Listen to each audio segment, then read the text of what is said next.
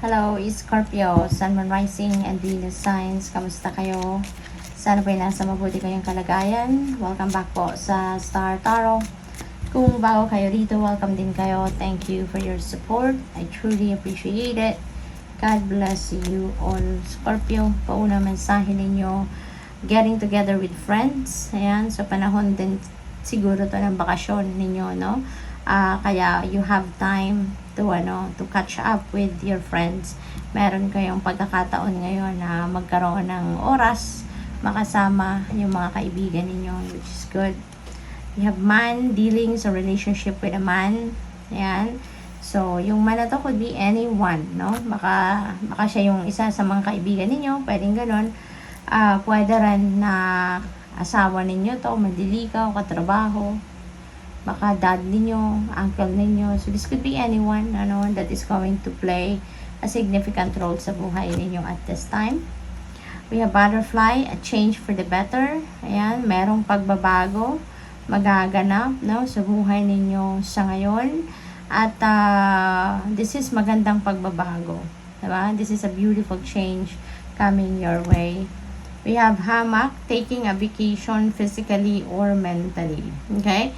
So, pwedeng this is an invitation para sa iyo na magbakasyon kayo, or baka ang iba sa inyo is already embarking on a vacation. No? Baka kayo ay aalis na, baka you're going somewhere para doon magbakasyon, or para naman sa iba sa inyo, baka this is an invitation na magbakasyon lang kayo mentally, no? Yung isip ninyo, pagpahinga din muna ninyo. Okay? Kasi maaaring pagod na kayo kakaisip, baka meron kayong problema na iniisip ninyo, you're trying to solve the problem, or baka meron kayong kailangang pagdiskartehan, no? Plano, strategy, mga ganon.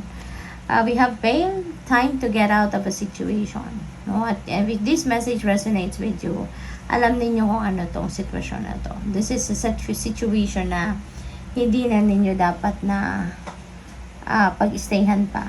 Situation na hindi nyo na kailangang magtagal pa kayo rito, no, sa sitwasyon na to. So, ayan. So, time to get out of that. Okay? What else? We have bear, danger, especially in money matters. Okay? Mag-iingat din kayo pagdating sa paggastos ng pera, pag-manage ng inyong pera. Make sure na namomonitor ninyo yung in and out ng inyong pera. Make sure na alam ninyo yung pinagkakagastusan, diba? Kailan ninyo ilalagay yung pera ninyo sa kung ano man ang dapat na paglalagyan. Yung gano'n, yung dapat monitored ninyo talaga, no? Yung galaw ng inyong kaperahan. Kasi baka mamaya, gastos kayo ng gastos. Tapos, nakalimutan nyo na, diba? Meron pa lang kayong mga financial obligations. Meron pa lang kayong mga bills na kailangan bayaran at certain time, diba? So, mahirap. We have kite, vacation. Ayan. So, time for vacation talaga for some of you, Scorpio.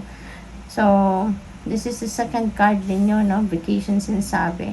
So, maybe kailangan nyo talaga na magbakasyon. Maybe kailangan nyo talaga na magpahinga, no? Mag-time out muna sa kung ano man ang inyong pinagkakabisihan.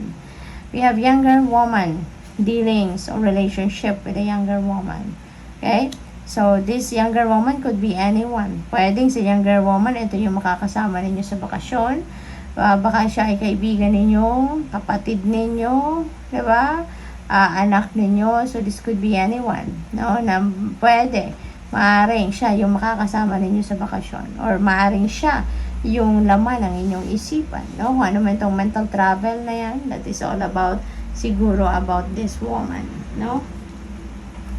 What else? We have success. Napakaganda. You're going to be successful sa ngayon in some endeavors or in some areas of your life. Baka meron kayong mga trabaho na pagtatagumpayan nyo na sa ngayon, matatapos niyang kontrata, matatapos mo ng task, no? Maring ganon. Or baka yan ay related sa inyong mga kaperahang aspeto. Pwedeng financial success yan, no? Material success. Compliments from an admirer. Ayan, so meron kayong tagahanga At ngayon, baka mabisto nyo na kung sino tong tagahanga ninyo kasi this person is going to give you some compliment. We have mountain road. You are on the road to success. And so, guaranteed success dito, no? Tapos dito, you're on the road to success. So, definitely, siguro you're working on sa mga bagay na yan at papunta kayo sa inyong pagtatagumpay. Okay? What else? We have egg. Success assured with good plans and hard work. Ayan. So, yung tagumpay na to, sigurado, no, makukuha ninyo yung tagumpay na to with good plans and hard work. Diba? Talaga, hindi lang yung madiskarte kayo para kayo magtagumpay, kundi mas mabuting pinagpaplanuhan talaga. Ang bawat move, ang bawat galaw na gagawin ninyo, kailangan pagplanuhan at saka sipagan ninyo. Dagdagan ninyo yung effort ninyo. We have wedge. Someone is trying to come between you and a friend or something you want. Okay? Maybe meron din. Pwedeng si younger woman ito since malapit siya sa wedge energy. Pwedeng si younger woman ito yung i-epal. Pwedeng siya yung sisira ng inyong diskarte. No? Pagdating sa kung ano man yung gusto ninyong ma-achieve sa buhay, kung ano man yung gusto ninyong ma-accomplish. Pwedeng si younger woman ang i-epal dito sa inyo. We have spare heartache over what you no longer have. Ayan. So, iba siguro sa inyo dito, Scorpio, meron pa rin sama ng loob. No? Meron pa rin kayong ikinasasama ng pakiramdam ninyo, ng inyong kalooban. No? Matagal na to, wala na to sa buhay ninyo, pero malaki pa rin ang epekto sa buhay ninyo. Well, it takes time to heal talaga. No, patunay lang yan. It takes time to heal. Hindi ninyo, walang shortcut. Hindi mararush, no? Yun talagang pag-move on natin sa kung anumang heartache. Takes time to heal. But eventually, you know, time will come. When divine timing comes, lilipas at lilipas din yung sama ninyo ng loob. Magkakaroon din kayo dyan ng acceptance and forgiveness.